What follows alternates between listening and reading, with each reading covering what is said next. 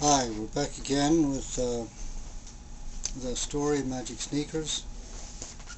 I have a couple of other books that are coming up shortly.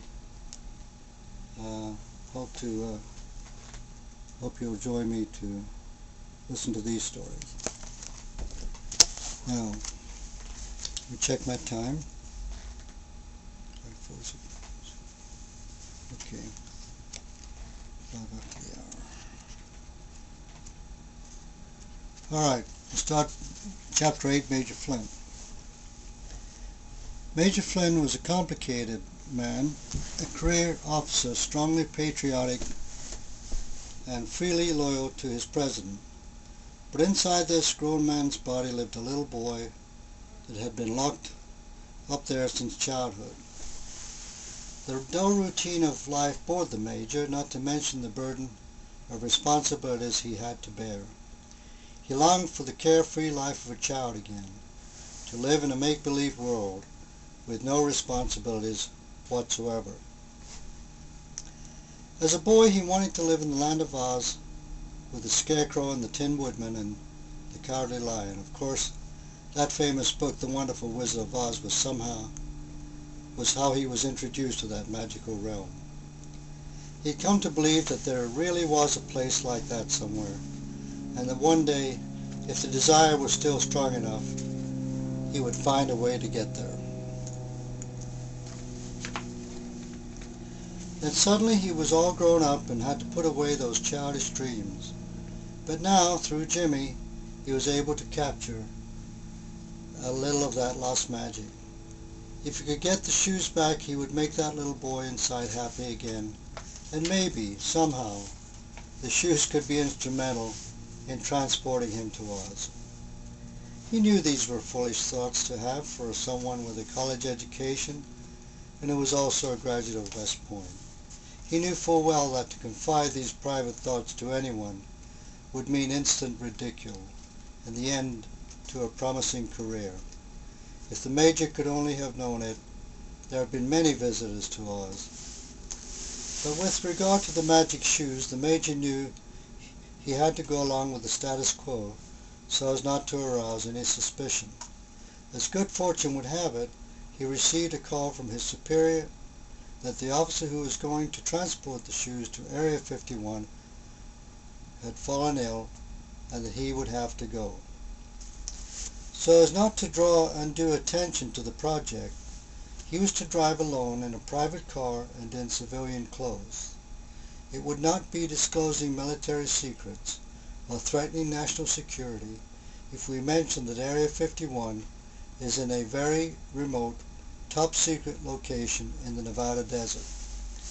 This is common knowledge among UFO buffs, who believe recovered alien craft and their occupants were taken there from the crash site at Roswell, New Mexico.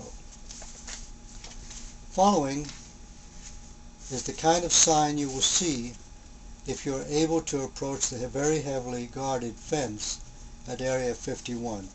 I don't know if you can see this sign, or replica of the sign or not.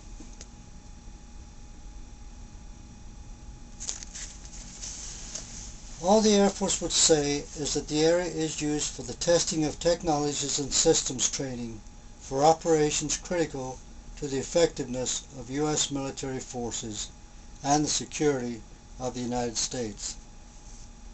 It insists that specific activities and operations, both past and present, remain classified and cannot be discussed. But others say it is where the government studies alien spaceships and where it keeps captured unidentified flying objects stored in underground bases and where it conducts autopsies on aliens. Of course, we sensible people know there is no such thing as flying saucers and little green men. Although now that I think of it, the scribe who is presently recording these events, which is myself of course, did report that Dorothy Gale encountered such creatures in the book Dorothy's Mystical Adventures in Oz. These beings seemed very real indeed, and they imparted to Dorothy a very deep understanding of why we are all here and what we should do to enhance our lives and the lives of others. But as long as we're on the subject, I must interject a message from one of them now. Apparently they are concerned about the power of the magic sneakers being misused. Here is the message, and please don't ask me how this was delivered to me. There are many scientific things that we would like to share with people of Earth. For one thing, we are controlled by universal law, and another, we could not, as yet, give to Earth the powers that will one day be hers.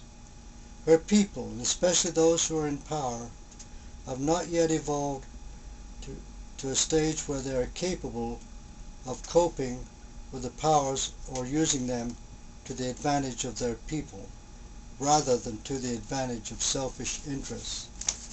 And to bring you an example of what I am speaking, already the powers that control planet Earth are using powers wrongly. Already your military powers are using sacred gifts of certain individuals to gain information. They have learned that they can apply these powers to their advantage. If certain other energies and scientific knowledge, such as the power of the magic sneakers, were made known to them at this time, it would be used in the same manner. It is going to be up to Major Flynn to recover the sneakers before the authorities have a chance to analyze them. We can see in advance that if the powers that be should gain possession, they will misuse the power, thereby failing the test. So there is no point in taking the proposed lesson any further. We had hopes for them, but their intent is now quite clear. It is going to be up to young Jimmy, with the Major's help, to bring this gift to the world. Of course, Major Flynn has ulterior motives of his own. While he really feels sorry for Jimmy and wants to see that he gets his shoes back, he thinks he may be able to somehow use the shoes as transportation to Oz. But that is just harmless fun. We might allow him to do that as a reward. Oh yes, Oz is a real place indeed, as every child knows. It is only adults who think Oz is merely a figment of L. Frank Baum's imagination. For children reading this who don't know too much about Oz, let me give a brief description as provided by Chris Delabone. He has written many Oz books, and we consider him an expert on Oz. Well, I don't think we have time to read that right now, so we'll close it there for now. Yeah, okay. Well, thank you. I'll see you hopefully in the near future.